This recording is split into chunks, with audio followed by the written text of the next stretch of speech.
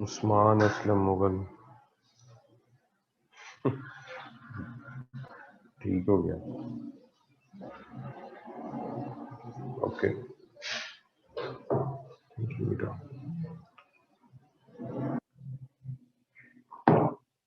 चाय, पीनट्स थोड़े से। ज्यादा ना लेके आया करो, वेस्ट होते हैं बेटा। अच्छा अच्छा जी, दोस्तों कल हम क्या कर रहे थे कुछ बताएं? बातें शातें कर रहे थे मेरे ख्याल। और हमारी बातें आई थिंक यहाँ तक पहुंची हुई थी।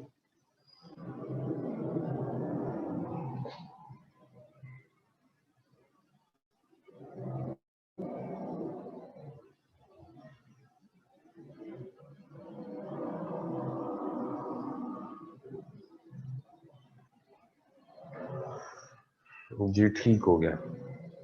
ओके होगा। ओके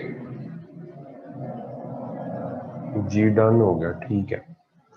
अच्छा, उसके बाद है अगले कुछ प्लैनेट्स हैं। तरतीब ये है,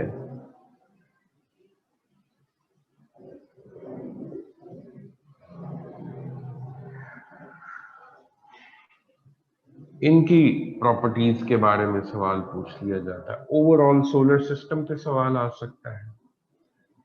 ज्यादा चांसेस होते हैं कि सन पे और अर्थ पे सवाल बनता है। ठीक है जी। बहरहाल हम इन तमाम के छोटे मोटे एमसीक्यूज जो है वो ध्यान से देखेंगे और अर्थ को थोड़ा सा डिटेल में कर लेंगे। बाकी आपकी बुक में एक चार्ट दिया हुआ है, आपने उस चार्ट को क्रैम करना है। मैं कोशिश करूंगा कि आपके लिए इतना आसान बना दूं कि आपको उसे याद करना मुश्किल ना रहे। Mercury closest to sun, Mercury closest है, स्मॉलेस्ट भी है।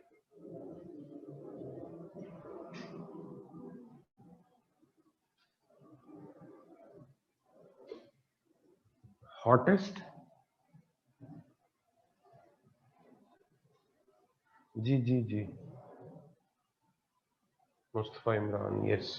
अच्छा, अब आप ये बताएं कि क्या मरकरी हॉटेस्ट है?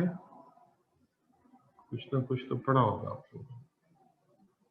Yes, Veena Irfan, yes yes.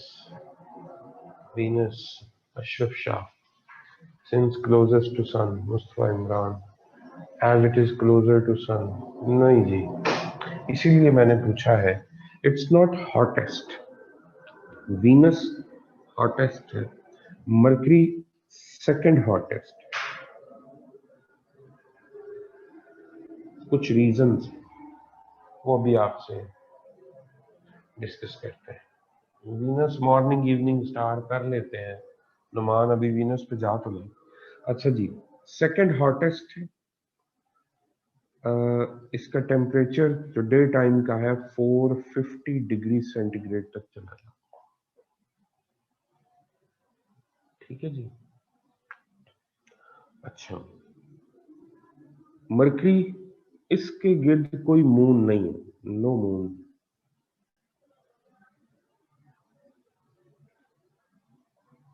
Mercury के गिर्द कोई मेजरेबल एटमॉस्फेयर नहीं है।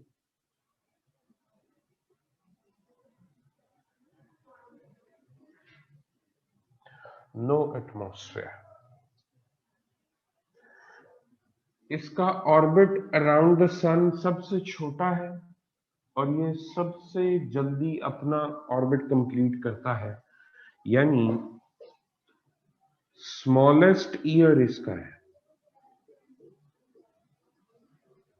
यानी ये फास्टेस्ट रिवॉल्विंग है।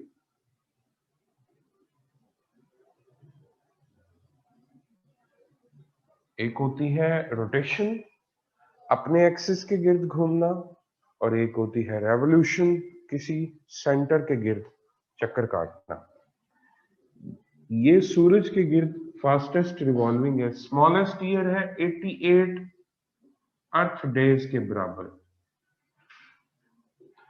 88 डेज के अंदर ही अपना कंप्लीट कर देता है पूरा चक्कर। सायरा दिलावर, समझ नहीं आई या लेट ज्वाइन किया आपने, क्या issue?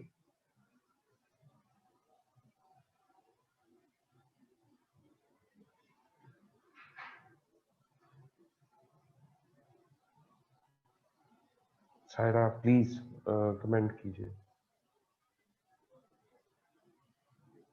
We are talking about Mercury, अभी तक हम सिर्फ मरकरी के बारे में बात कर रहे हैं। सायरा दिलावर, रिपीट क्यों कर दूं, समझ नहीं आई या आपने लेट ज्वाइन किया है, कोई ऐसा इश्यू है तो वो बताएं, मैं उस हिसाब से रिपीट।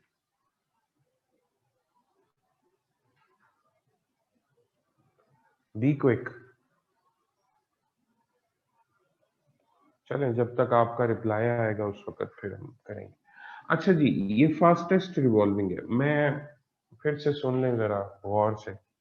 कल हमने सूरज के बहुत सारे करैक्टर्स डिस्कस किए थे।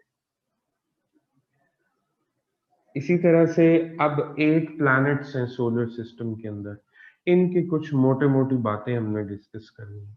ठीक हो गया? अच्छा, सबसे पहला मरकरी है। मैंने कहा ये क्लोजेस्ट टू सन है, सबसे छोटा है, ये स्मॉलेस्ट है।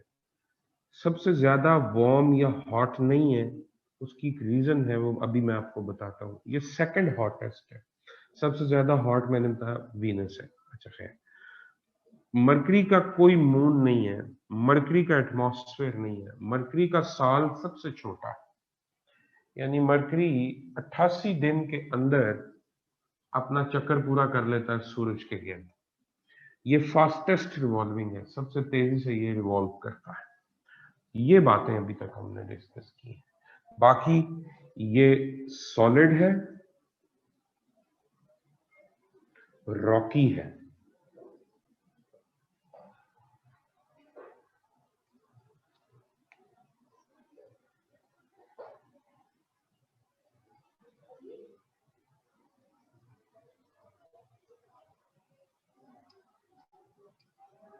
जी बिल्कुल हो सकता है अहमद शाह, आप ठीक कह रहे हैं, लेकिन हम इसी को फास्टेस्ट रिवॉल्विंग कंसिडर करते हैं due to shortest period of year. ठीक है, आपकी बात दुरुस्त है, ये फर्क हो सकता है, वो एक अलग पैरामीटर हो सकता है।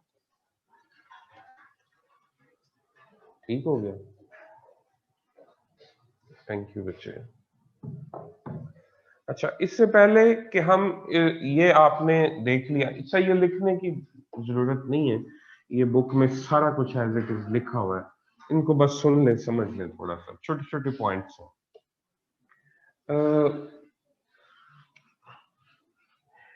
इससे पहले कि आगे मूव करें, एक एक फर्क और देखें। पहले 4 और अगले 4 जो प्लैनेट्स हैं, इनमें एक डिफरेंस है। पहले 4 प्लैनेट्स को हम इनर प्लैनेट्स बोलते हैं, स्मॉलर प्लैनेट्स बोलते हैं और डेंसर प्लैनेट बोलते हैं। ये बहुत डेंस है, ठीक है जी। और इसके अलावा जो ये वाले प्लैनेट्स हैं, इनको हम रॉकी प्लैनेट्स बोलते हैं, यानी इनका मटेरियल रॉक्स है। ठीक है जी, जिस तरह आपकी अर्थ का मटेरियल। अगले 4 जो हैं, इनको आउटर, इनके ऑपोजिट है सारे के सारे। लार्जर, लेस डेंस, रॉकी नहीं, ये फ्रोजन गैसेस हैं।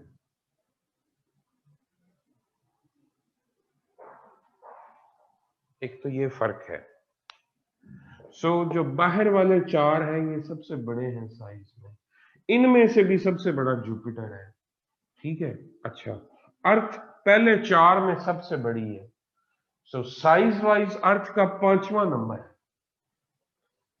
क्योंकि आउटर 4 सबसे बड़े हैं और इन पहले 4 में से अर्थ सबसे बड़ी है, तो अर्थ का साइज वाइज 5th नंबर बनता है।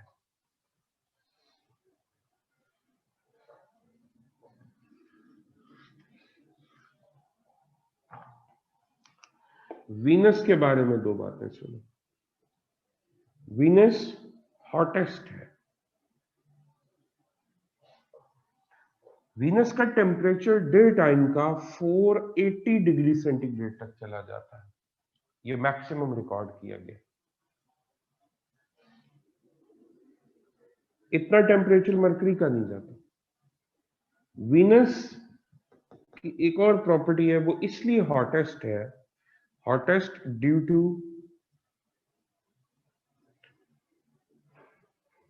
Atmosphere of CO2। वीनस के गिर्द कार्बन डाइऑक्साइड का एटमॉस्फेयर है जो हीट को ट्रैप करती है, ग्रीन हाउस गैस। अच्छा, और दूसरी इसकी रीजन है due to atmosphere of CO2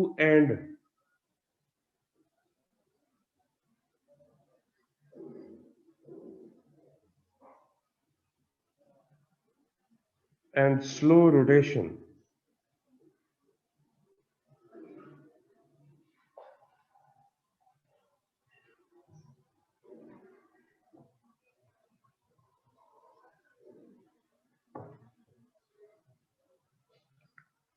Venus बहुत स्लोली रोटेट करता है, अप्रोक्सीमेटली आप देख लीजिएगा कोई 230 डेज के बराबर, 230 अर्थ के दिन के बराबर इसकी रोटेशन है। ये एक दिन इसका इतना बड़ा, यानी कहने का मकसद ये है कि उसका हाफ टाइम डे होता है, 115 दिन का दिन होता है, 115 दिन की रात होती है।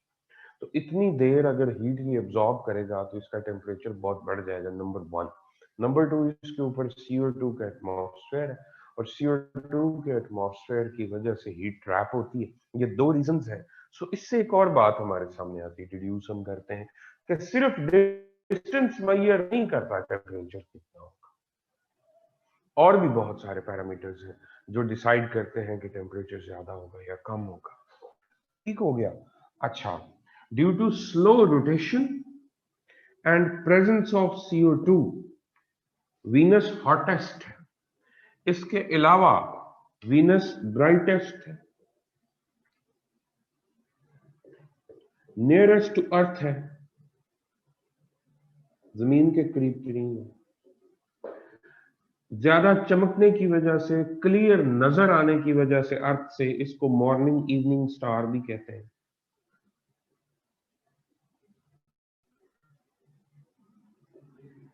Morning evening star. बाकी तमाम प्लैनेट्स एंटी क्लॉकवाइज रोटेट करते हैं, वीनस क्लॉकवाइज रोटेट करता है। ये भी इसकी एक डिफरेंट प्रॉपर्टी है, क्लॉकवाइज रोटेशन।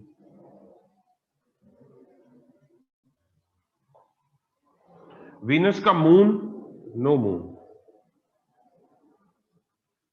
मून इसका भी कोई नहीं।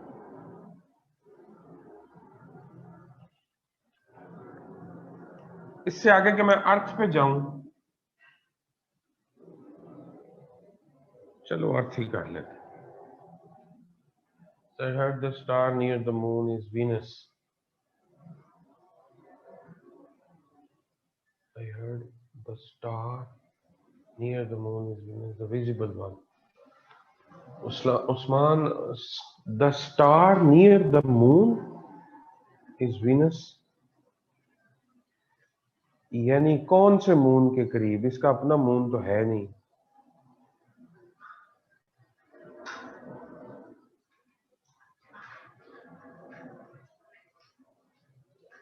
बोर्ड चेक करें जी, क्लियर है कि नहीं। थैंक यू बेटा।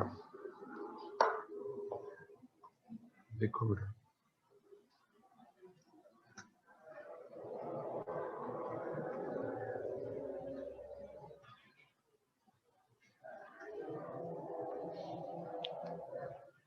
जी जी, वो अमीर हमजा, आपकी बात दुरुस्त है।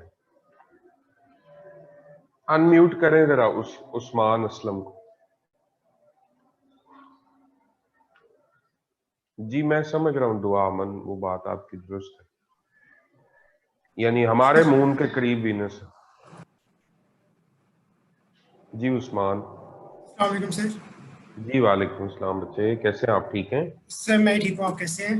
अल्हम्दुलिल्लाह, बताइए। सर मैंने सुना है कि जो मून के बिल्कुल करीब जो प्लेनेट या स्टार नजर आता है बहुत विजिबल, वो वीनस है। हाँ तो प्लैनेट कहें ना बेटा, स्टार राइट यहाँ पे सर। हम, हाँ अब बात ठीक है आपकी, हम राइट इसकी विजिबिलिटी और इसके नियरेस्ट होने की वजह से ही इसको मॉर्निंग इवनिंग स्टार कह देते हैं, अदरवाइज ये स्टार तो नहीं है ना। ठीक है। Right sir.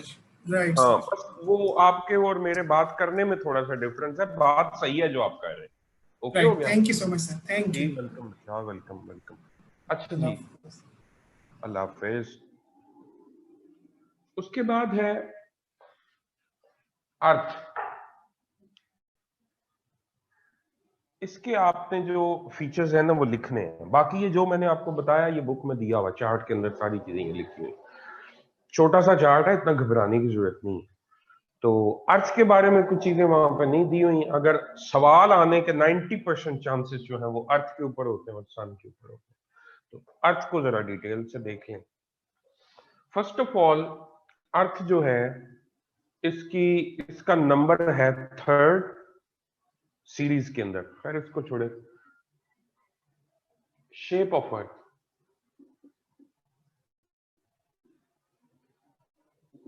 बताएं जी, शेप क्या है इसकी। जी ये क्या मसला है, बोर्ड आपका नहीं है क्लियर, आगे बोर्ड फिर एंड हो रहा है, मेरे पास तो भी लिमिट है।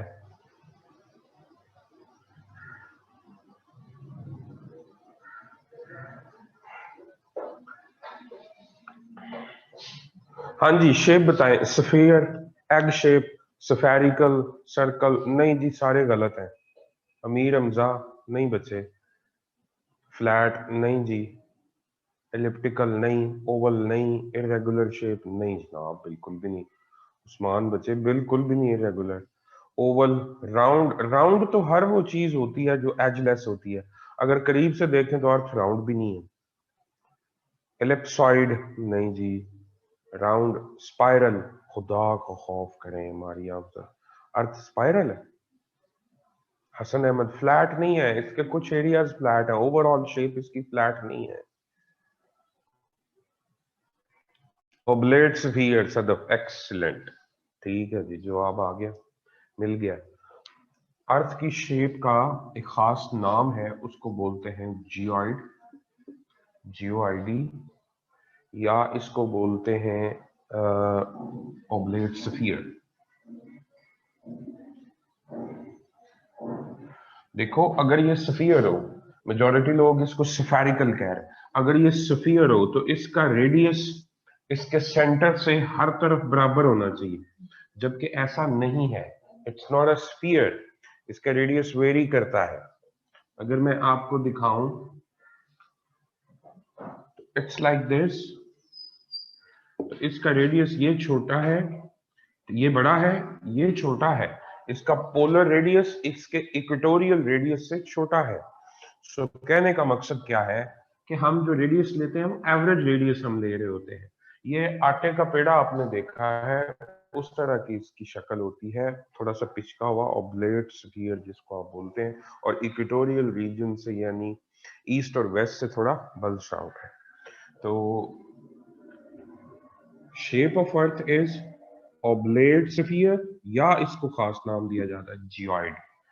अच्छा, बोर्ड फिर बुला रहा है भाई, बच्चे बुलाए इन्हें, चेक इट आउट।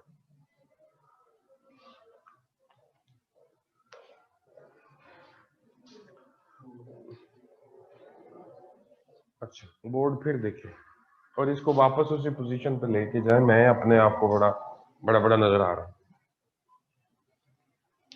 ठीक हो गया। अच्छा ठीक है, board is fine no, okay. अच्छा जी, किसी एक का होगा। पहला पॉइंट हो गया, दूसरे पॉइंट पे हैं। लिखते जाएंगे। Age of earth 4.6 billion years. देखें, जो अर्थ की एज है उसको मेजर करने के हमारे पास कई मेथड्स हैं जी, इक्वल टू सन, और उसको हमने डिफरेंट बायोलॉजिकल बायोडेटिंग से, रेडियो एक्टिव मटेरियल्स जो हैं कार्बन 14 ठीक है, और बहुत सारे रेडियो एक्टिव मटीरियल्स हैं, उनकी बेसिस पे हम इसकी डेटिंग करते हैं। तो अर्थ की जो एज है 4.6 बिलियन ईयर्स, वो नोन है। 4.6 बिलियन ईयर्स को हमने डिफरेंट एपेक्स और डिफरेंट पीरियड्स के अंदर तकसीम किया हुआ है, ठीक है। और उसको अगर मैं आपको मतलब बताऊं कि इसके जो डिफरेंट पीरियड्स हैं उनके अंदर अर्थ डिफरेंट किस्म के फिनोमेना से गुजरी। मसलन एक प्रोसेस इसके ऊपर चल रहा है फ्रीज एंड थॉ, ये कभी ठंडी होती है कभी गर्म होती है। ये ग्लोबल वार्मिंग जो आप बात कर रहे हैं, ये बहुत बड़ी इसकी रीजन नेचुरल भी है। एंथ्रोपोजेनिक रीजंस के अलावा, मैन मेड रीजन के अलावा नेचुरल रीजंस भी हैं जो इसको, नहीं 4.8 नहीं आपने लिखना, 4.6 ठीक हो गया जी। तो नेचुरल रीजंस जो है वो भी मौजूद है इसको गर्म करने के लिए। इसके ऊपर माजी में लाइफ किस तरह की रही, तो इसके डिफरेंट जो लाइफ के स्पैन्स हैं उनको हम डिवाइड करते हैं डिफरेंट पीरियड्स के अंदर। प्री कैम्ब्रियन, कैम्ब्रियन, ये इराज हैं different. Pre Cambrian era, Cambrian era, Ordovician era, Silurian, Devonian, Carboniferous, Triassic, Jurassic, Cretaceous, Paleocene, Eocene, Oligocene, Miocene, Pliocene, Pleistocene and recent. ठीक है जी। अभी जो रिसेंट इरा है उसमें होमोसिपियंस है, रिसेंट इरा के अंदर इंसान है। इसके अलावा जुरासिक इरा आप सब फेमिलियर होंगे मूवी की वजह से, जुरासिक पार्क की वजह से। जुरासिक इरा में डायनासोर्स थे, मैमथ्स थे, लार्ज साइज हेरी एलिफेंट्स थे, वो चीजें सारी, और बड़े बड़े बर्ड्स थे और क्रीपर्स थे, बहुत रेप्टाइल्स थे बहुत बड़े बड़े इसके ऊपर। ये सारा इरा इसके ऊपर गुजरा है। इंसान रिसेंट इरा की पैदावार है, ये भी आपको बता दूं। इवन जो बिलीवर्स हैं उनके लिए भी हजरत आदम अलैहिस्सलाम जो हैं उनका रिसेंट इरा में आपको सारे ट्रेसेस और होमोसिपियंस जितने भी बड़े बड़े कदों के उनके जो फॉसिल्स मिलते हैं, they are not exceeding the recent era. So एक तो ये बात है। दूसरी बात ये है कि अल्लाह आपका भला करे उस तरह से हम इसको डिवाइड करके स्टडी भी करेंगे आगे, कुछ चीजें हमारे ये काम भी आएंगी। बहरहाल अर्थ की एज जो है 4.6 बिलियन ईयर्स है। इसके अलावा इसका एक मून है, वन मून कॉल्ड ल्यूना, उसका नाम है ल्यूना। अर्थ का एटमॉस्फेयर बड़ा यूनिक किस्म का है, 78% नाइट्रोजन, 21% ऑक्सीजन, 0.03% CO2। बाकी जो रेशो पॉइंट समथिंग बचती है वो अदर गैसेस हैं। अदर गैसेस में नोबल गैसेस हैं।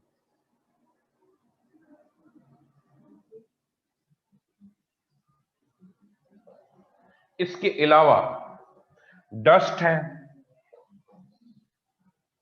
ऊपर लिखने लगा मैं, ऊपर वाला मिटा के।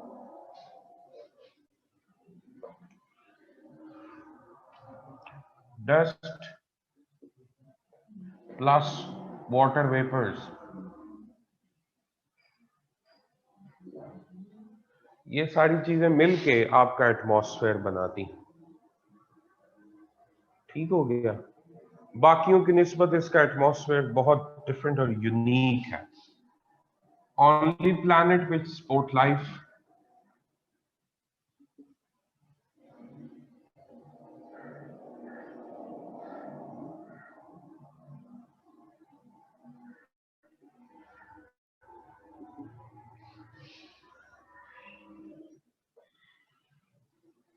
अच्छा जी, ये सब प्लैनेट्स में से डेंस प्लैनेट है, most dense planet.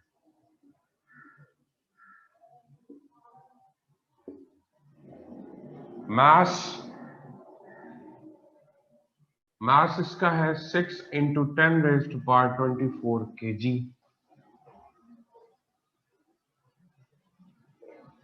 Average radius इसका 6371 किलोमीटर है। इसको राउंड ऑफ करके 6400 किलोमीटर भी अक्सर बुक्स में लिखा जाता है। एग्जैक्ट ये है 6371 किलोमीटर। इसका average diameter, average dia 12756 kilometre.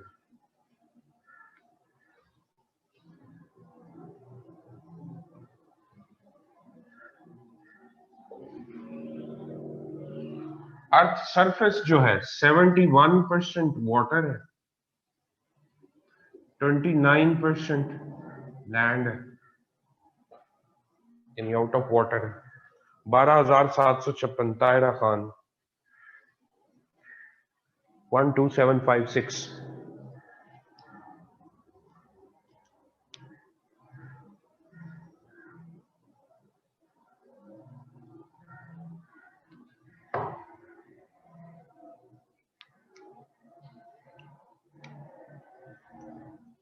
अच्छा जी, इसके बाद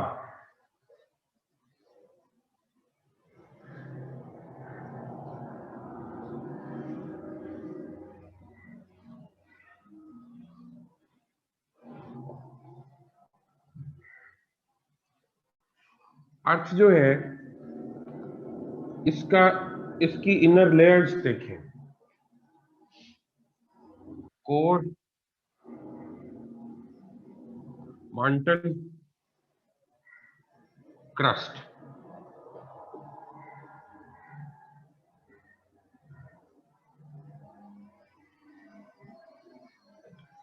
core, mantle and crust water में, दाऊद अहमद वाटर में इंक्लूडेड है वो भी। Does the ratio of land changes with the expansion? जी बिल्कुल चेंज होती है। अभी ये है नायाब अजहर, और माजी में ये इस तरह नहीं थी। फ्यूचर में क्या होगा, जो लैंड एरिया वो रिड्यूस हो रहा है, सी लेवल राइज है और पानी जो है वो कंटिन्यूसली कोस्टल इन्वेजन्स का है। ठीक हो गया?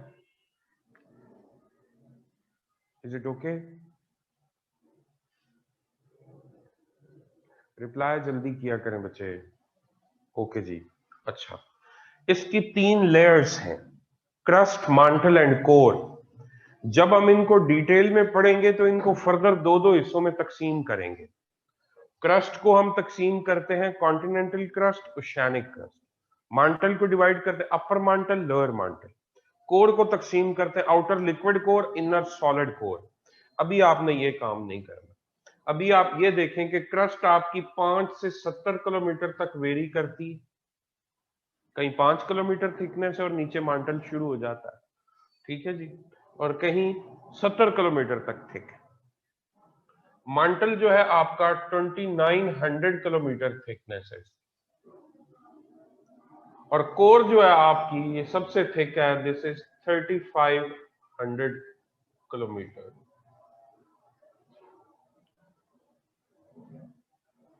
ये आप ऐड कर सकते हैं।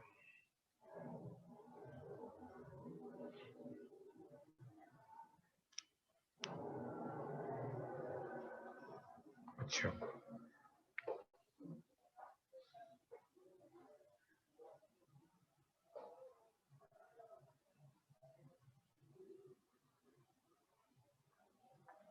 लिख लिया?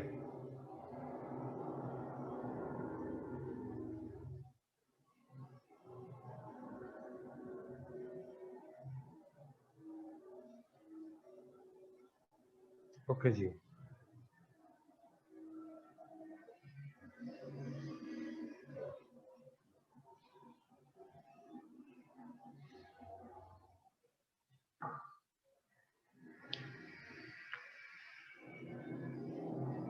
इसके अलावा earth is a big magnet.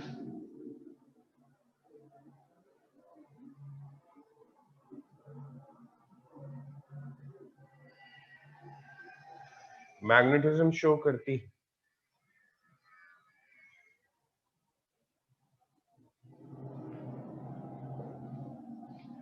Distance between earth and sun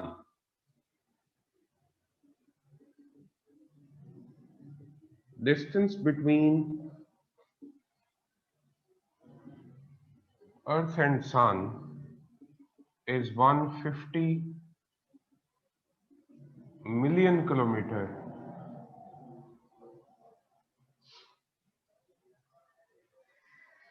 no फर्क ज़ेब, अफसा आप क्या पूछ रही हैं?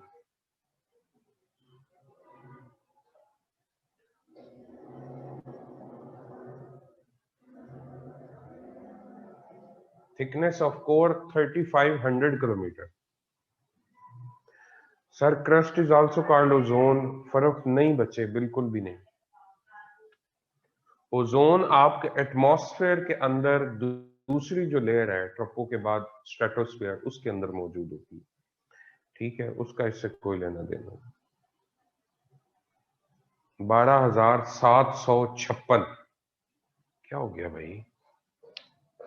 12,756 12756 गिना इरफान। ओके हो गया। अच्छा, distance between earth and sun is 150 million kilometre और 150 मिलियन किलोमीटर को 1 AU भी कहते हैं, is equal to 1 AU। AU stands for astronomical unit।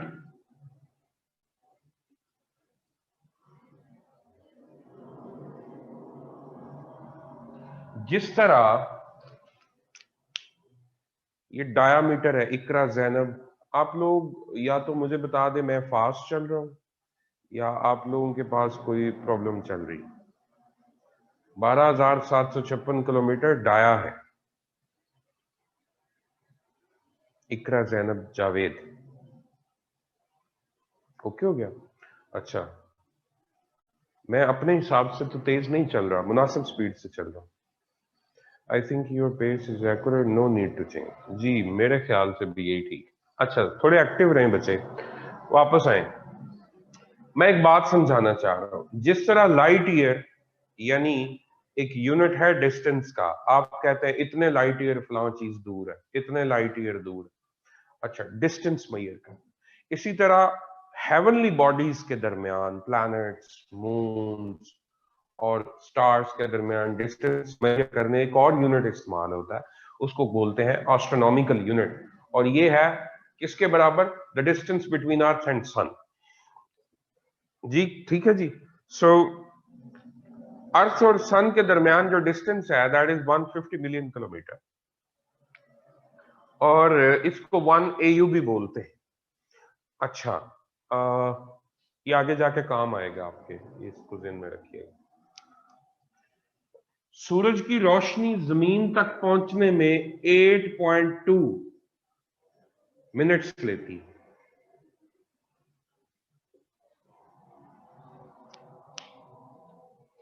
ठीक हो गया।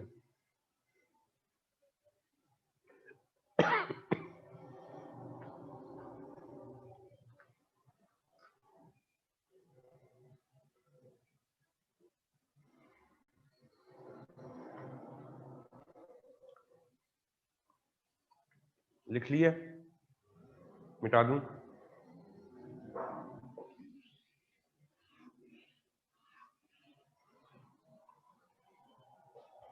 अच्छा यार, शजीहा नकवी 12,756 कुछ भी नहीं है, 1 2 7 5 6 फिगर है।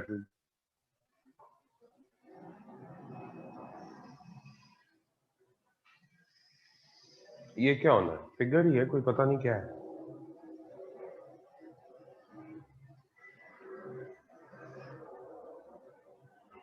शजीहा ये डायामीटर है please. Sir have a question, earth orbit around sun is not a perfect circle. जी बिल्कुल दुरुस्त बात है। Want the distance change then 150 meter. जी बिल्कुल चेंज होता है अहमद शाह, 100% दुरुस्त बात। पेरिहीलियन और एपहीलियन का कॉन्सेप्ट आता है, यही मैंने कहा था, ये आगे जाके आपको काम आएगा। ये एवरेज है जो हमने ली हुई है, ये वेरी करता है, इसमें माइन्यूट वेरिएशन आती है।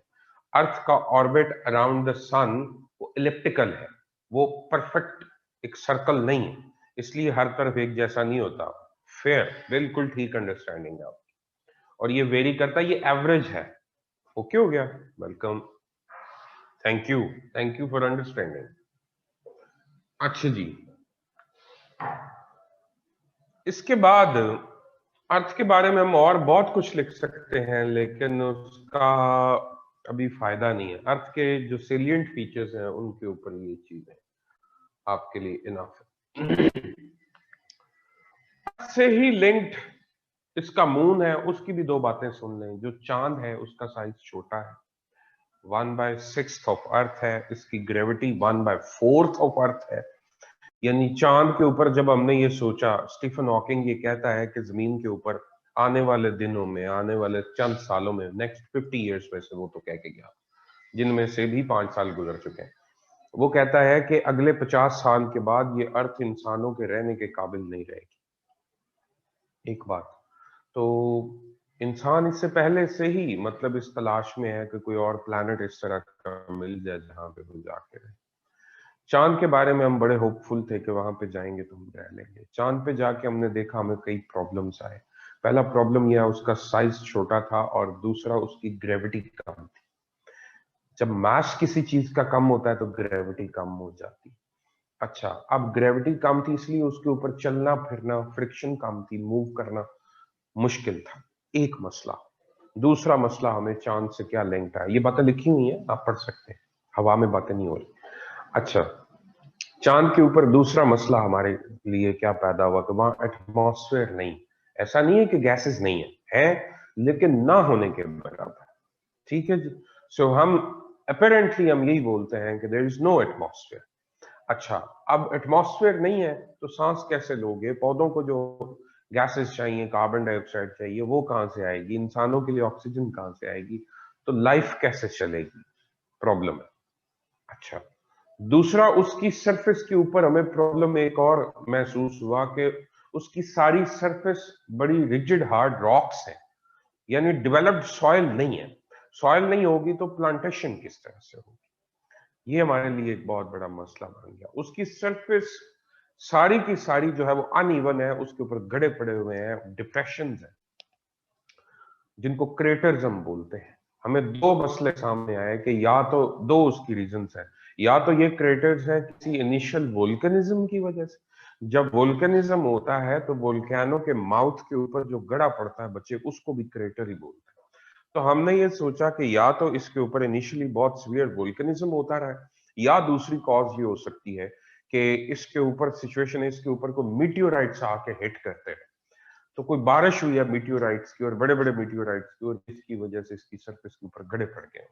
ठीक हो गया। अच्छा, ये एक और मसला था, डेवलप्ड सॉइल नहीं थी। फिर एक और प्रॉब्लम आ गया, पानी नहीं था। अच्छा, कुछ लोग कहते हैं जी चांद के पोलर रीजन्स के अंदर, ट्रेसेस के अंदर ऑक्सीजन मौजूद है। मैं किसी और लेक्चर में भी बताया था कि वो ना होने के बराबर है, और अगर है भी तो उससे एटमॉस्फेयर नहीं बन सकता। सो वो मॉलिक्यूलर फॉर्म में कंपाउंड्स के अंदर अटैच्ड है, तो उसको आप वहां से रिलीज भी करवा लेंगे तो इवन देन आप एटमॉस्फेयर जनरेट नहीं कर सकते। वो बहुत बड़ा प्रॉब्लम ट्रेसेस में मौजूद। अच्छा, वापस आइएगा। पानी नहीं है, अभी तक पानी का कोई साइन हमें वहां पे नहीं मिला। अगर पानी नहीं है, लाइफ कैसे चलेगी? फिर एक और बड़ा मसला है, चांद जो है उसका पीरियड ऑफ रोटेशन और रेवोल्यूशन सेम है। यानी ये जितनी देर में अपने गिर्द चक्कर पूरा करता, उतनी देर में ही अर्थ के गिर्द चक्कर पूरा करता। उससे क्या होता है? उससे एक अजीब फिनोमेना जो है ना वो सामने आता है। एक फिनोमेना तो उसका ये है कि जब 27 दिन और 7 घंटे इसका पीरियड ऑफ रोटेशन है, 27 days and 7 hours, this is the period of rotation of moon. अगर ये पीरियड ऑफ रोटेशन है, अगर मैं इसको राउंड ऑफ करके 28 घंटे कर लूं, तो इसका मतलब है 14 घंटे का दिन, सॉरी 14 दिन की, 14 दिन का दिन है और 14 दिन की रात, हाफ करना है। 28 दिन के अंदर ये अपने गिर्द रोटेशन पूरी करता है। आपकी अर्थ 24 घंटे में पूरी करती है, 12 घंटे दिन, 12 घंटे रात, ऊपर नीचे फर्क आता है, लेकिन ओवरऑल कहीं 14-10 चल रहा होता है, कहीं पे 12-12 चल रहा होता है। कहीं पे 13-11 चल रहा होता है, कहीं पे 12:30, मतलब कि 11:30 चल रहा होता है, लेकिन मोर और लेस टाइम इतना आपको मिलता है दिन का और इतनी रात मिलती है। यहाँ पे आपको 14 दिन की रात मिलेगी, 14 दिन का दिन मिलेगा, और जब डे टाइम 14 दिन का होगा तो टेम्परेचर ये नहीं होगा, आप ये सोचें कि दोपहर आ गई और ठहर गई, ठीक है जी, और उस वक्त फिर आपका टेम्परेचर राइज करेगा, बहुत ज्यादा इंसुलेशन आएंगी और वो एब्जॉर्ब होंगी, तो आपका मून जो है वो बहुत ज्यादा टेम्परेचर जो है उसको गेन करता है, और उसका temperature day time 107 degree centigrade तक चला जाता, 107 107 डिग्री सेंटीग्रेड तक राइज कर जाता है, और जब रात पड़ती है तो मैक्सिमम री रेडिएशन होती है और बहुत ज्यादा ठंडा हो जाता है चांद जिस वक्त रात होती है दूसरी तरफ, तो उस वक्त इसका टेम्परेचर -153 डिग्री सेंटीग्रेड तक ड्रॉप कर जाता है। ये टेम्परेचर एक्सट्रीम्स ही बड़ी ज्यादा है, तो यहाँ पे तो लाइफ जो है वो पॉसिबल कैसे हो, ठीक है, इतने टेम्परेचर पे तो पानी नहीं बचेगा, बॉयल हो जाएगा, और वैसे भी टेम्परेचर एक्सट्रीम्स एक और बहुत बड़ा मसला है इसके ऊपर, मून के ऊपर, ठीक हो गया। अच्छा, और एक और फिनोमिना इसी पीरियड ऑफ रोटेशन और रेवोल्यूशन के, how did astronaut survive there on their visit, ये उनसे पूछें जी कैसे, मोस्टली लोग तो वैसे नील आर्मस्ट्रांग को मानते ही नहीं है कि वो गया था, बहरहाल दूसरी बात ये है वो जाते भी हैं तो they wear heat resistant suits, ठीक है जी, ऐसा नहीं है कि वो मतलब उस टेम्परेचर, और ये नहीं कि हर वक्त 107 रहता है, 107 तक पीक पकड़ सकता है। So is it same as sun and due to magnetic anomaly, नहीं नहीं नहीं नहीं नहीं नहीं नहीं नायाब असर, ये सूरज की तरह, सूरज का फिनोमिना इससे करोड़ों दर्जे मुख्तलिफ, वो बिल्कुल और चीज है, ये तो सिर्फ दिन और रात के इसके स्लोली रोटेट करने की वजह से ये ड्रामा होता है, ये स्लोली रोटेट करता है और हीट ज्यादा एब्जॉर्ब करता है, ठीक हो गया। मैग्नेटिज्म नहीं है यहाँ पे, अगर मैग्नेटिज्म नहीं है तो इसका मतलब मुसीबत पड़ गई, आप वल्नरेबल रेडिएशंस जो पूरी यूनिवर्स से आते हैं आप उनके लिए भी, ये एक और अच्छी बात आपने याद करवा दी। So once you are done, please repeat the 2 possible reasons for craters on moon. Sarah Suleiman, sir, could not understand point of 27 days and 7 hours. जी बच्चे मैं रिपीट करता हूँ। पहली बात तो ये सुन लें, क्रेटर्स से मुराद होती, आपने वोल्केनो के मुंह के ऊपर एक गड़ा पड़ा होता है, डिप्रेशन होता है, वो देखा, उसको क्रेटर बोलते हैं, ठीक है जी, गड़े पड़े हुए हैं पूरे चांद के ऊपर, तो हम कहते हैं या इस पे इनिशियली बहुत ज्यादा वोल्केनिज्म हुआ, या फिर इसको हिट किया आके इसके ऊपर मीटियोराइट्स गिरे हैं और उनके इंपैक्ट्स पड़े हुए हैं, उनके डिप्रेशन पड़े हुए हैं, ये 2 बातें मैंने आपसे की। सारा सुलमान, नुमान इकबाल, दोबारा समझें यार, ये अपने गिर्द भी 27 दिन और 7 घंटे में घूमता है और अर्थ के गिर्द भी 27 दिन और 7 घंटे में घूमता है, सो पीरियड ऑफ रोटेशन और पीरियड ऑफ रेवोल्यूशन सेम है। उससे क्या होता है, सपोज ये ब्लैक पोर्शन है इस मार्कर का, ये आपकी तरफ है, और ये व्हाइट पोर्शन अर्थ की तरफ है, तो ये अर्थ की तरफ ही रहेगा और वापस ये ब्लैक उधर आके एंड हो जाएगा, ये वाला पोर्शन आज तक जमीन की तरफ आया ही नहीं। जी मरियम मैं बताता हूं, मैग्नेटिज्म क्या होता है, मकनातीसियत क्या होती है, ठीक है जी, dark side of the moon, dark side of the moon भी इसको बोलते हैं, अमीर हमजा इसको far side of the moon भी बोलते हैं। Sir on a lighter note, वही फेमस स्टोरी वाली माई किधर रहती है मून पे जो चक्र अल्लाह, हसान अहमद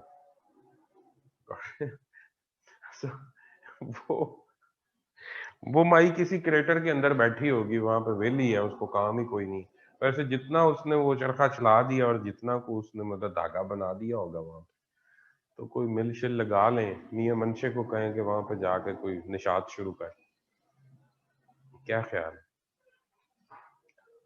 मतलब रियाज तो बड़ा एक्टिव था, सोच रहा था कि मैं जाके बैरियर टाउन बनाऊंगा वहां, ठीक है।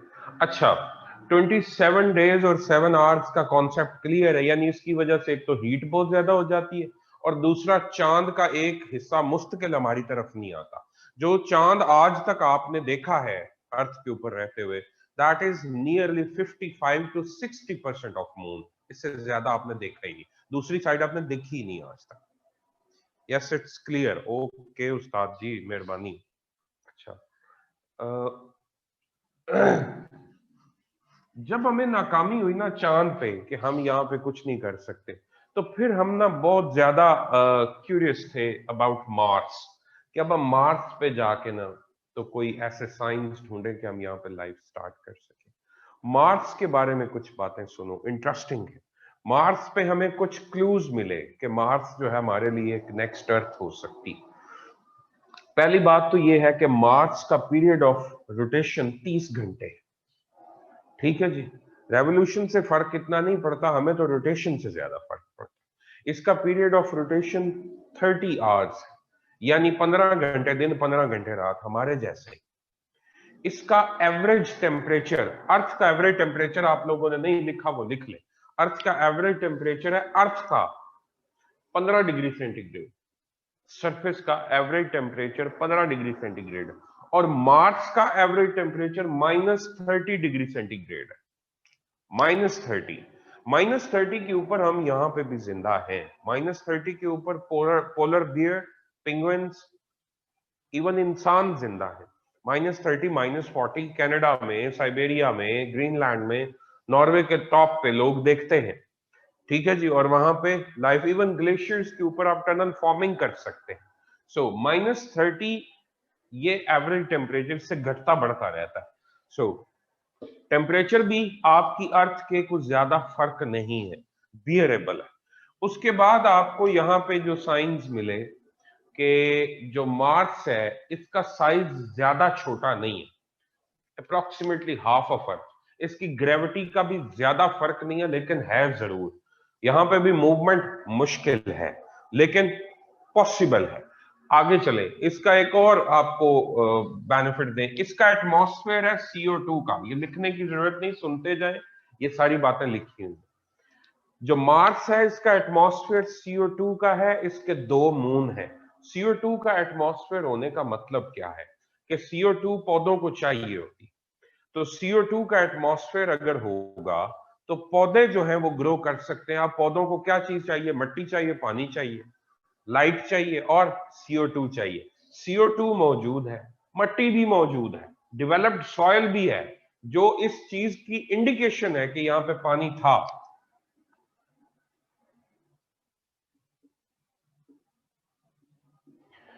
इसकी जगह पे मार्स के ऊपर अगर मैं पानी की इंडिकेशंस आपको बताऊं, तो एक डेवलप्ड सॉइल मौजूद है। दूसरे नंबर पे आप मार्स के ऊपर चीज देखें तो मार्स के ऊपर डीप वैलीज है, बड़ी गहरी खाइयां हैं। तो खाई या वैली जनरेशन जो होती है बच्चे, it's the property of river flow. जहां पे रिवर फ्लो करता है वो अंडर कटिंग से वैलीज बनाता है।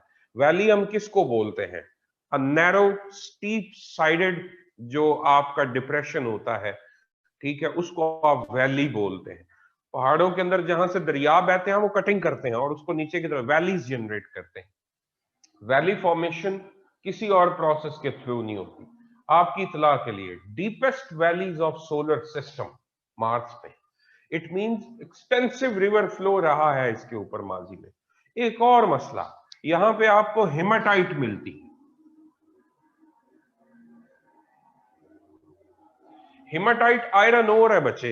हेमाटाइट जो है ये आयरन ओर है और ये पानी की मौजूदगी में डेवलप होती है। हेमाटाइट एंड मैग्नेटाइट, ये जो चिन्योट से आयरन ओर निकली हुई है वो भी हेमाटाइट।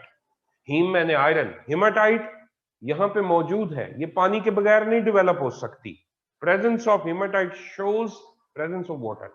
अभी इसकी सरफेस के ऊपर हमें कहीं पानी नहीं मिल रहा।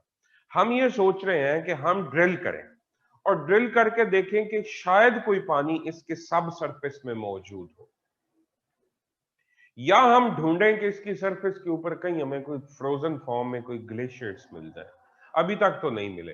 हाँ, ड्रिलिंग का इनका प्लान जरूर है डिस्कवरी के थ्रू, और डिफरेंट जो मतलब ये भेज रहे हैं मिशन नासा वाले, और वो दे आर प्लानिंग कि हमें कुछ सब सरफेस से पानी अगर मिल जाता है तो हमारा बहुत बड़ा मसला हल हो जाएगा, हम बहुत करीब पहुंच जाएंगे एक आर्टिफिशियल एनवायरनमेंट जनरेट करवाने की। अच्छा, चैलेंजेस क्या क्या है मार्स के ऊपर? भाई पहला चैलेंज मैग्नेटिज्म का है, दूसरा चैलेंज क्लाउड्स नहीं है, क्लाउड कवर नहीं है, इस तरह का एटमॉस्फेयर नहीं है जो आपको बचा सके, ऑक्सीजन नहीं है, ठीक है जी।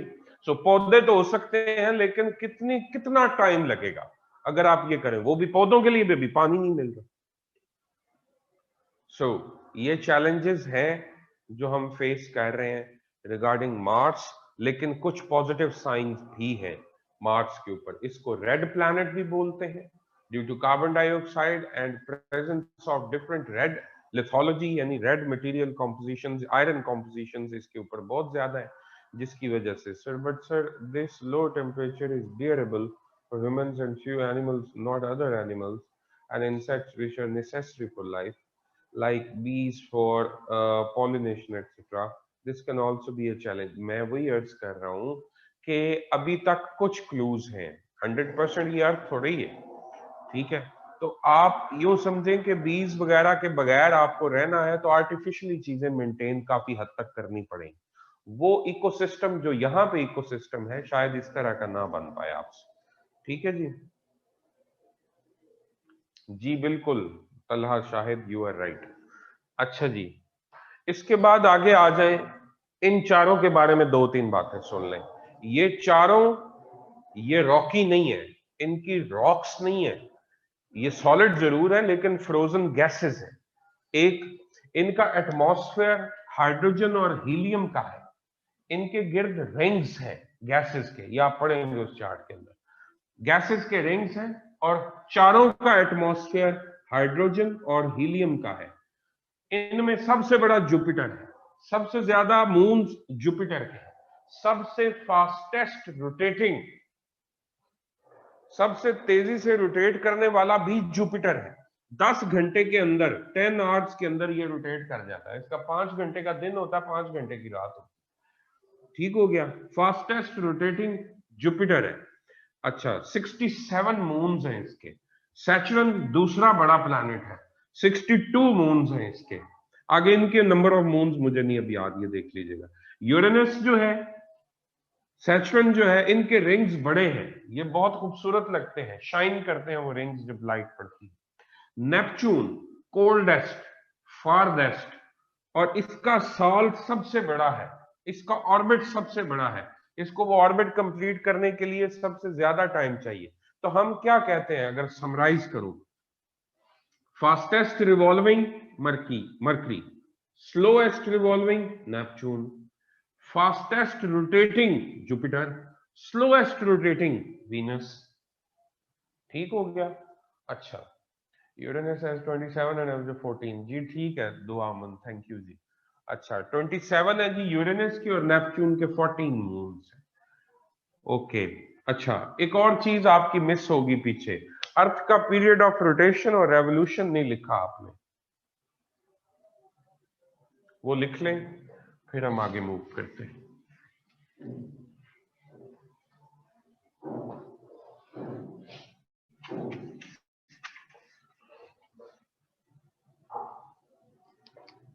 अर्थ का पीरियड ऑफ रोटेशन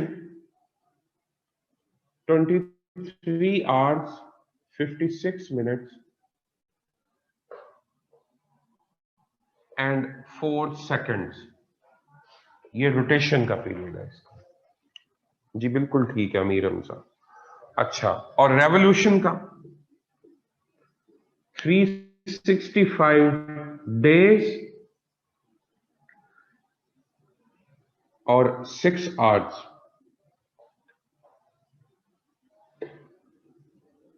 वैसे ये 6 आवर्स भी एग्जैक्ट नहीं होते, ये 5 आवर्स 48 मिनट्स और कुछ सेकंड्स होते हैं। बहरहाल हम इसको 6 घंटे लिखे हैं, बुक्स में भी 6 आवर्स लिखा जाता है। 365 डेज एंड 6 आवर्स ये पीरियड ऑफ रेवोल्यूशन है, ये सूरज के गिर्द अपना चक्कर कंप्लीट करने का अर्थ का टाइम है। अच्छा, ये 6 घंटे जो ऊपर है कैलेंडर को सेट करने के लिए, रोटेशन पीरियड अगेन प्लीज, ये लिखा हुआ है जी ताहिरा खान, 23 आवर्स। आप लोग वीडियो नहीं देख रहे साथ, 56 मिनट्स एंड 4 सेकंड्स।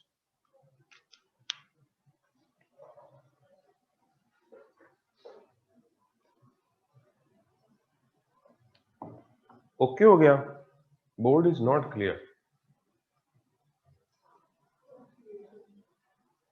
बाकी सबको भी क्लियर नहीं है बोर्ड? बताइएगा जरा। बाकियों को क्लियर है? ये आपकी तरफ कोई इश्यू है?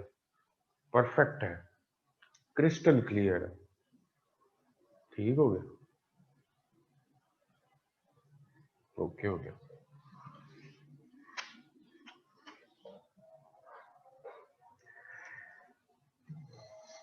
अच्छा, इससे पहले कि हम आगे मूव करें, मैं आपसे कुछ चीजें और डिस्कस करता हूं। अर्थ की रोटेशन और उसकी रोटेशन की सूरत में जो इंपैक्ट्स या फिनोमेना जनरेट होते हैं उनको देखें। पहली बात तो ये क्लियर करें कि अर्थ इस तरह नहीं है। अर्थ इस तरह, इसके अंदर 23 डिग्री, अगर ये मैं लूं तो इसके अंदर 23 डिग्री, 23.5 डिग्री का टिल्ट। अर्थ इस तरह से रोटेट नहीं करती, झुकी हुई है, इस तरह रोटेट करती। ठीक हो गया? एक तो ये बात क्लियर करें।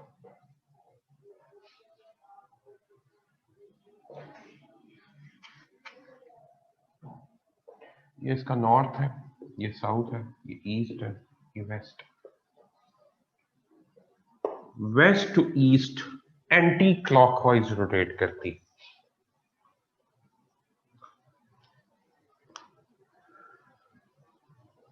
Waste to east anti clockwise जो इसकी रोटेशन है,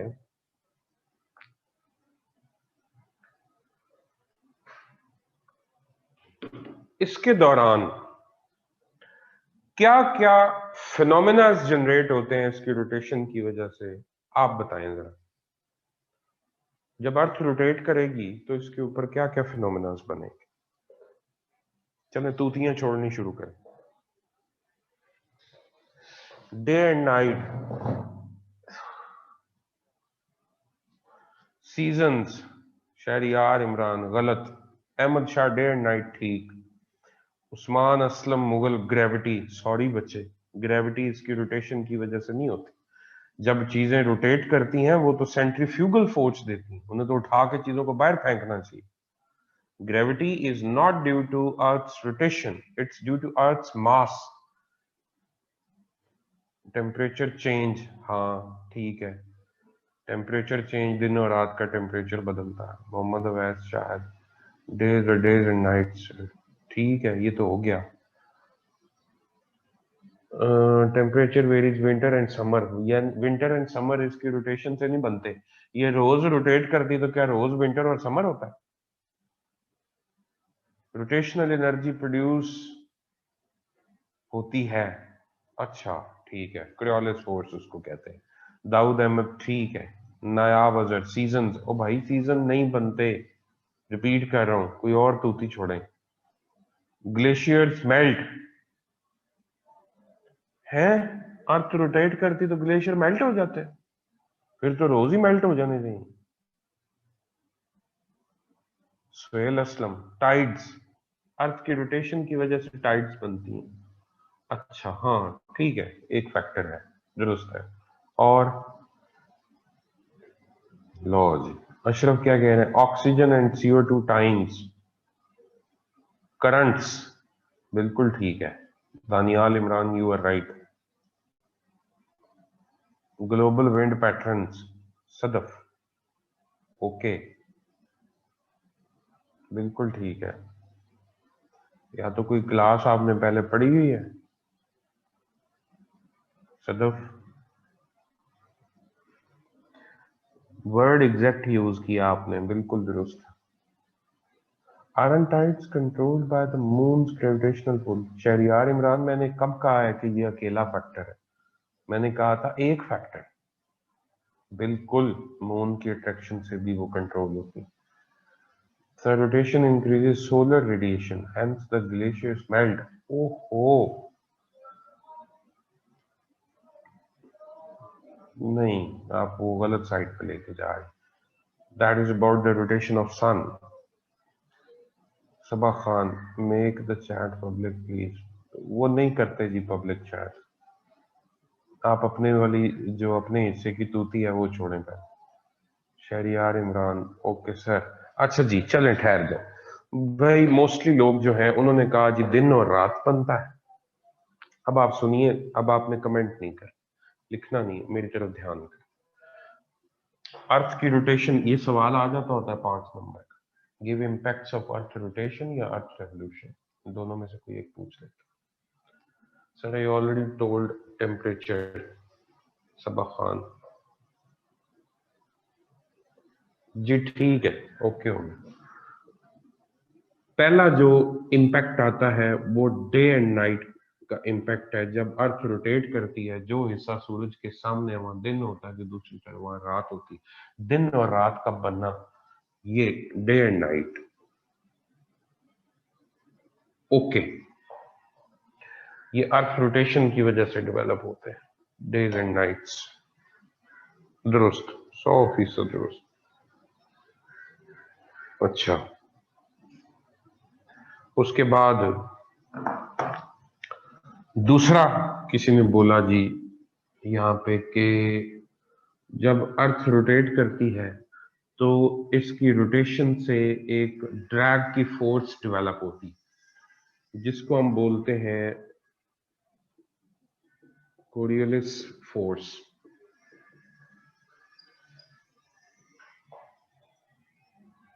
कोरियोलिस फोर्स बिल्कुल दुरुस्त है.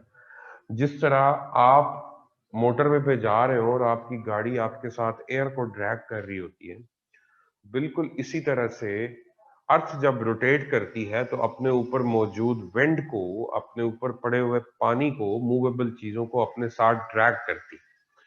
तो इसकी रोटेशन की वजह से जो एक फोर्स ऑफ ड्रैग जनरेट होती है, ये अपने साथ चीजों को घसीटती है, खींचती है, उसको कोरियोलिस फोर्स कहते हैं. दुरुस्त. अर्थ की रोटेशन की वजह से एक और काम होता है, and that is called global wind patterns. ठीक लिखा जिसने भी लिखा, आई थिंक सदफ.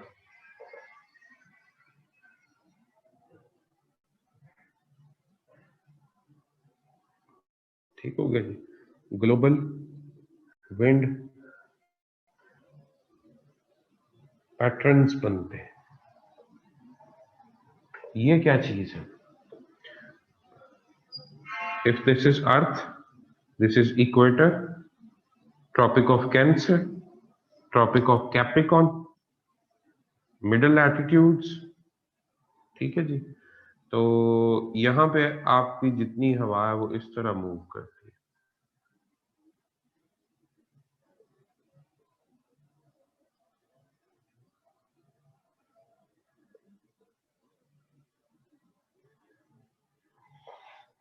जब एयर ईस्ट से वेस्ट की तरफ मूव करती है, इसको हम बोलते हैं ईस्टर्लीज. और फिर क्या होता है, एयर मूव करती है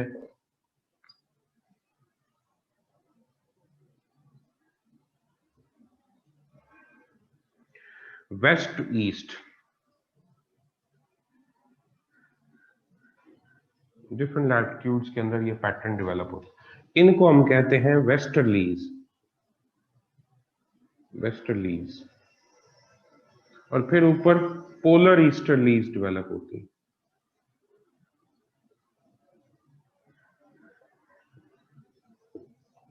ये आपने बनाना नहीं है, आपकी अंडरस्टैंडिंग के लिए. वापस आए. इसका मतलब है जब अर्थ रोटेट करती है तो अपने साथ हवा को खास डायरेक्शन देती है. इसके पीछे बड़े फिनोमेनास हैं. नॉर्दर्न हेमिस्फीयर, सदर्न हेमिस्फीयर में डिफ्लेक्शन अलग होती है, उससे ये सारा कुछ डेवलप हो रहा होता है. तो जब भी अर्थ रोटेट करेगी तो अपने ऊपर मौजूद विंड्स को एक खास पैटर्न, मैं ग्लोबल विंड पैटर्न्स की बात कर रहा हूं, लोकल पैटर्न्स की बात नहीं कर रहा. आप ये कहेंगे कि ऐसा तो नहीं होता, हवा तो कभी नॉर्थ साउथ भी चल रही होती है, कभी इधर उधर भी चल रही होती है। जी बिल्कुल दुरुस्त है, वो लोकल पैटर्न्स है और उनके कॉजेज और हैं। उनके कॉजेज टेम्परेचर डिफरेंस के हैं, ठीक है जी। मसलन समुंदर से लैंडवर्ड हवा जो मूव करती है सी ब्रीज होती है। लैंड का टेम्परेचर ज्यादा होता है, समुंदर का कम होता है, और ठंडी हवा गर्म इलाके की तरफ मूव करती है, लो प्रेशर की तरफ, जिसको सी ब्रीज आप बोलते हैं। सो कीप इन माइंड कि ये लोकल पैटर्न है। मॉनसून ऑस्ट्रेलिया से इंडिया की तरफ, बे ऑफ बंगाल की तरफ, गर्मियों में इस तरफ, और जब हमारे यहाँ सर्दी होती है और ऑस्ट्रेलिया में गर्मी होती है तो उस तरफ, ठीक है। आपका और ऑस्ट्रेलिया का मौसम बिल्कुल उलट है एक दूसरे का। आजकल वहां सर्दी चल रही है, यहाँ गर्मी चल रही है। वहां से हवाएं मूव करती हैं towards Bay of Bengal, low pressure की तरफ, जहां टेम्परेचर ज्यादा होगा हवा का, हवा गर्म होकर ऊपर उठ जाएगी और उसका प्रेशर कम हो जाएगा, ठीक है जी। From colder region to warmer region air move करती है। ये लोकल पैटर्न है, ये ग्लोबल पैटर्न नहीं है। मैं आपको बता रहा हूं कि अर्थ रोटेशन से ग्लोबल विंड पैटर्न्स जनरेट होते हैं। Easterlies, westerlies and polar winds, इनके नाम लिख लें। Easterlies east to west blow करती, और westerlies west to east blow करती, और इसी तरह से पोलर विंड्स ये भी ईस्ट टू वेस्ट ब्लो करती। इनको पोलर विंड्स कहते हैं। ये अर्थ रोटेशन से डेवलप होने वाला फिनोमेना है। 3 हो गए। इसके बाद चौथा फिनोमेना है, उसको आप बोलते हैं, यहां पे भी किसी ने लिखा, ओशियानिक करंट्स।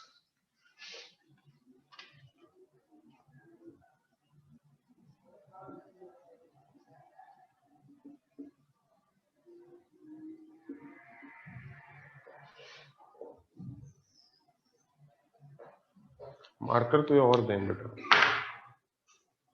चल रहा है, ठीक है, इट्स ओके। जी जी ठीक है बेटा। अच्छा जी, ये इक्वेटर है अर्थ का। इक्वेटर के ऊपर जब ईस्टर्लीज चलती हैं तो अपने साथ पानी को इस तरफ ड्रैग करती हैं, फिर ये पानी ऊपर जाता है तो वेस्टर्लीज के अंडर आ जाता है, फिर इस तरफ और फिर वापस, और कुछ ऊपर जाता है और फिर पोलर विंड्स के नीचे आके इस तरफ मूव करता है। So ultimately rotation of earth वो ग्लोबल विंड पैटर्न्स बना रही है, और यही विंड्स अल्टीमेटली आगे ओशियनिक वाटर को, ये बहुत बड़ा फिनोमेना है, ओशियानिक वाटर को मूव करवाती है। वैसे ओशियानिक वाटर के मूव करने की और भी कॉजेज होती है, यहां मैं ये नहीं कह रहा सिर्फ एक ही कॉज है, ठीक है, और भी कॉजेज है। ओशियनिक वाटर टेम्परेचर डिफरेंस की वजह से भी मूव करता है। ओशियनिक वाटर डेंसिटी डिफरेंस की वजह से भी मूव करता है, from high density area to low density area, from low temperature to high temperature भी मूव करता है। लेकिन ओशंस के अंदर इस तरह के क्लॉकवाइज और एंटी क्लॉकवाइज गेयर चलते हैं पानी के, और उसके पीछे विंड्स का लेना देना है। निचले हेमिस्फीयर में अर्थ को आप 2 हिस्सों में तकसीम करते हैं। इक्वेटर से ऊपर वाला northern hemisphere, hemi mean half, आधा स्फीयर, और इक्वेटर से नीचे वाला सदरन हेमिस्फीयर। तो सदरन हेमिस्फीयर में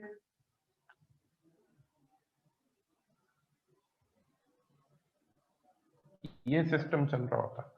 सो ये it's not as simple. Pacific में और पैटर्न्स होते हैं, अटलांटिक में और पैटर्न्स बनते हैं, इंडियन ओशन में और पैटर्न्स बनते हैं, लेकिन इसके पीछे बहुत बड़ा रोल जो है that is played by earth rotation.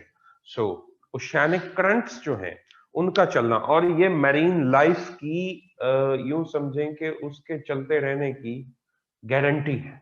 अगर ये नहीं होगा, मसलन वार्म एंड कोल्ड करंट्स नहीं मिलेंगी, तो फिश के लिए जो फूड है वो डेवलप नहीं होगा। अच्छा आगे चलें, warm and cold current. Warm current वो वाली होती है जो इक्वेटर से ऊपर जाती है, और ठंडी वो वाली होती है जो पोल से नीचे की तरफ आती है।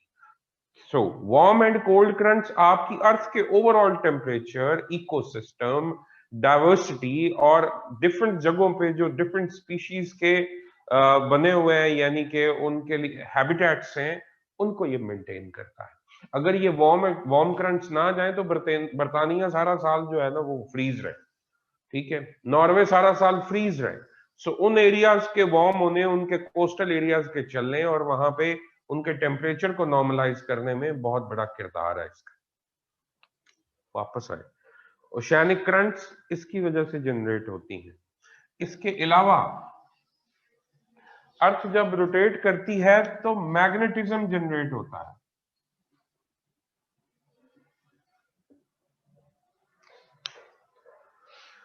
अर्थ की रोटेशन की वजह से मैग्नेटिज्म जनरेट होता है। ये जब इंटरनल स्ट्रक्चर ऑफ अर्थ में आपको पढ़ाऊंगा उस वक्त आपको समझ आएगी कि आउटर लिक्विड कोर के अंदर जब निकल और आयरन मेल्ट हुए होते हैं तो उनके जो फ्री मूविंग इलेक्ट्रॉन्स हैं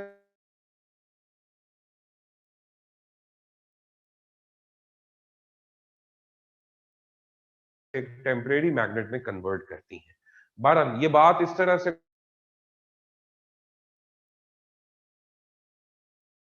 के लिए कि अर्थ रोटेशन अगर रुक जाएगी तो मैग्नेटिज्म रुक सकता है।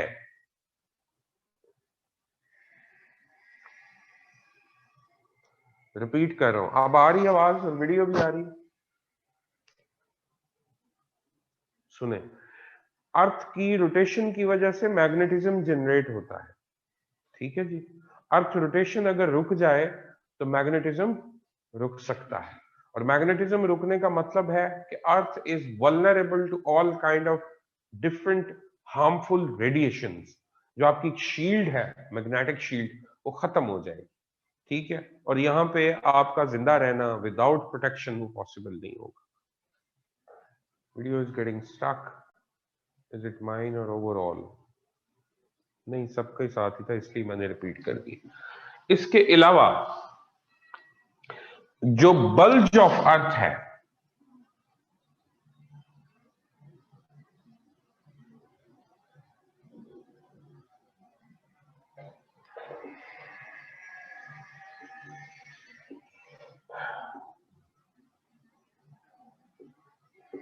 एट इक्वेटर, इक्वेटर के ऊपर जो आपकी अर्थ बाहर की तरफ जिस तरह आटे का पेड़ा बाहर निकला होता है, उसकी एक बहुत बड़ी कॉज ये वाला है, इसका रोटेशन है। और कुछ छोटा मोटा फिनोमेना रह गया हो, बाकी डे एंड नाइट से आपका डेली टेम्परेचर डिसाइड जरूर होता है, लेकिन ओवरऑल क्लाइमेट या सीजन नहीं बनते। डेली टेम्परेचर आप लिख सकते हैं।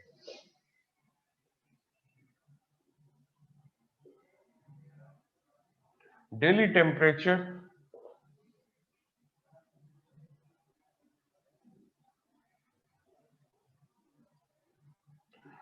टेम्परेचर रेंज जो है वो इफेक्ट होती है।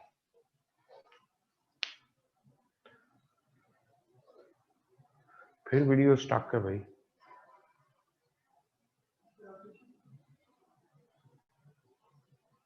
Is it clear? अब ठीक है, ओके हो गया। अब इसके साथ ही लिंक्ड एक क्वेश्चन है कि अगर ये रोटेशन रुक जाए तो क्या होगा? अगर ये रोटेशन इमीडिएटली बल्ज है, bulge BULDGE, bulge of earth, यानी अर्थ जब रोटेट करती है तो ये अपने ईस्ट और वेस्ट वाली साइड से बाहर की तरफ निकली हुई, यानी जो इसकी शेप है उसको मेंटेन करने में एक मेजर रोल है इसकी रोटेशन का।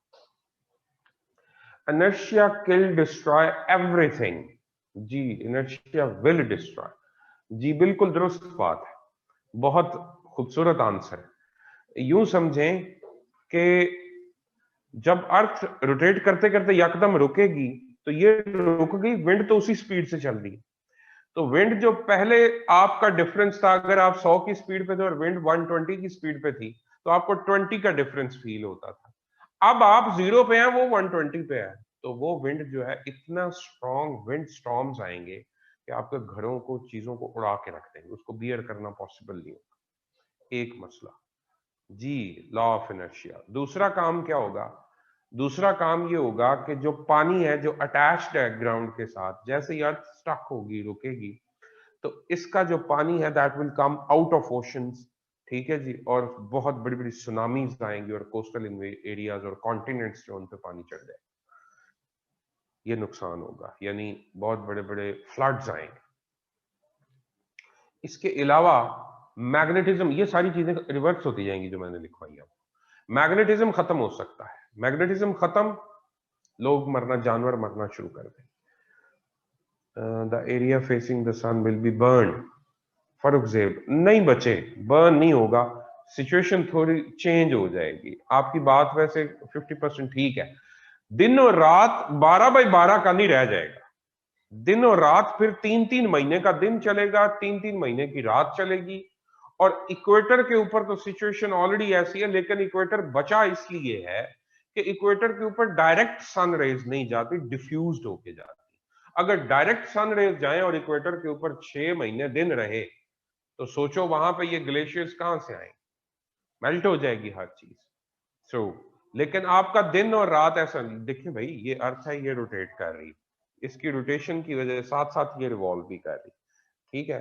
अब रेवोल्यूशन तो चलती रहेगी, रोटेशन रुक गई, जो हिस्सा सूरज के सामने उधर दिन चढ़ गया, इधर जब आएगा तो ये इस तरफ आ गया, सामने नहीं है, तो अब इधर दिन होगा, इधर, और इधर डिफ्यूज लाइट, और इधर रात। सो इस तरह के डे एंड नाइट्स नहीं रह जाएंगे, चेंज हो जाएंगे। ठीक हो गया। अच्छा, उसके बाद वीडियो फिर स्टक है भाई, बच्चे वीडियो स्टक है। नहीं नहीं नहीं, स्टक है, मुझे भी नजर आ रही है।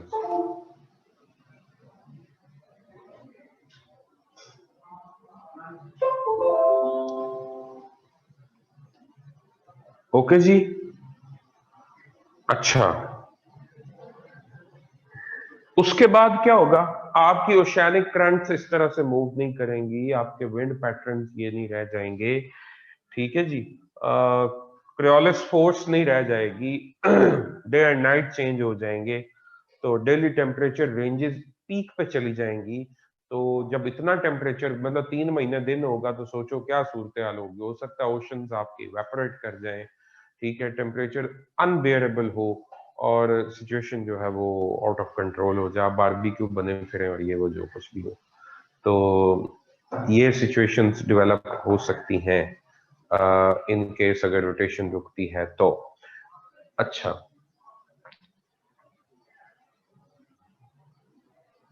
मैग्नेटिज्म के बारे में सवाल था किसी का, जरा गौर से सुनिएगा।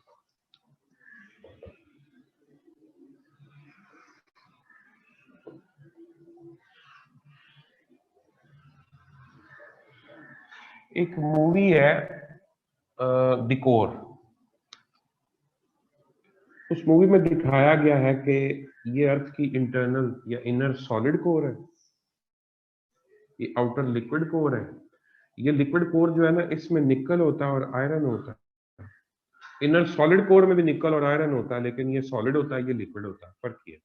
इधर इलेक्ट्रॉन्स का फ्लड होता है, मेटल्स में वैसे ही फ्री मूविंग इलेक्ट्रॉन्स, जिन्होंने साइंस फिजिक्स पढ़ी उनको पता, फ्री मूविंग इलेक्ट्रॉन्स का वैसे ही फ्लड होता है, जो जब रोटेट करते हैं, जब मूवमेंट होती है, सर्कुलर मोशन इनको जब दी जाती है, तो दे प्रोड्यूस्ड इलेक्ट्रोमैग्नेटिक रेडिएशंस, ठीक है जी। अच्छा, उसकी वजह से, यानी they can produce induced magnetism. यूं समझो सादा जुबान में, an electric field can produce an induced magnetic field, and a magnetic field can produce an induced electric field. तो ये movement of, free movement of electrons electricity कहलाती है, ये इलेक्ट्रिक चार्जेस हैं। ये जब मूव करते हैं आउटर लिक्विड कोर के अंदर, और ये आउटर लिक्विड कोर अर्थ की तरह ही स्पिन करती है एंटी क्लॉकवाइज, अर्थ रोटेशन रुकेगी, ये भी रुक जाएगी, ये खुद भी रुक सकती है, जरूरी नहीं। अगर इसका टेम्परेचर ड्रॉप होना शुरू हो जाए, अर्थ के इनर में जो रेडियो एक्टिविटी है, अगर वो स्लो डाउन हो जाए, कम होना शुरू हो जाए, तो ये आहिस्ता आहिस्ता इसका टेम्परेचर ड्रॉप होगा, और ये ठंडी अगर हो जाती है, कहीं से सॉलिड हो जाती है, तो ये रुक जाएगी, ठीक है जी। अगर ये रुकती है तो इन दिस केस आपका मैग्नेटिज्म जो है वो खत्म होता है। उस मूवी में यही दिखाया गया है, अर्थ रोटेशन नहीं रुकी लेकिन ये अंदर से ठंडी हो गई है जिसकी वजह से मैग्नेटिज्म खत्म हो गया और डिफरेंट काइंड ऑफ रेडिएशंस, अब वो पता नहीं कौन कौन सी हैं, ढेर सारी हैं, तो एक दो नहीं है, दे कम टुवर्ड्स अर्थ और डिफरेंट जो बर्ड्स हैं एनिमल्स हैं वो मरना शुरू कर देते हैं और साइंटिस्ट देखते हैं कि यहाँ पे तो मैग्नेटिज्म खत्म हो गया। उसको रिवाइव करवाने के लिए इसके ऊपर mantle है, इसके ऊपर कोर है, इसको रिवाइव करने के लिए वो प्रोग्राम लॉन्च करते हैं और वो कहते हैं कि हमने इस आउटर लिक्विड कोर को मूव करवाना है।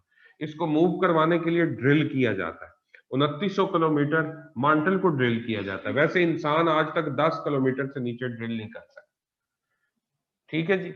अच्छा, वो यहाँ पे जाते हैं और उनका प्लान होता है कि यहाँ पे जाके हम न्यूक्स चलाएं और इसको टेम्परेचर भी मिले और थ्रस्ट भी मिले और ये दोबारा से मूव करना शुरू करे, और अगर ये दोबारा से मूव करेगी तो मैग्नेटिज्म बहाल होगा और अर्थ के ऊपर लाइफ जो है वो पॉसिबल होगी, वरना सूरत बहुत खराब हो जाएगी।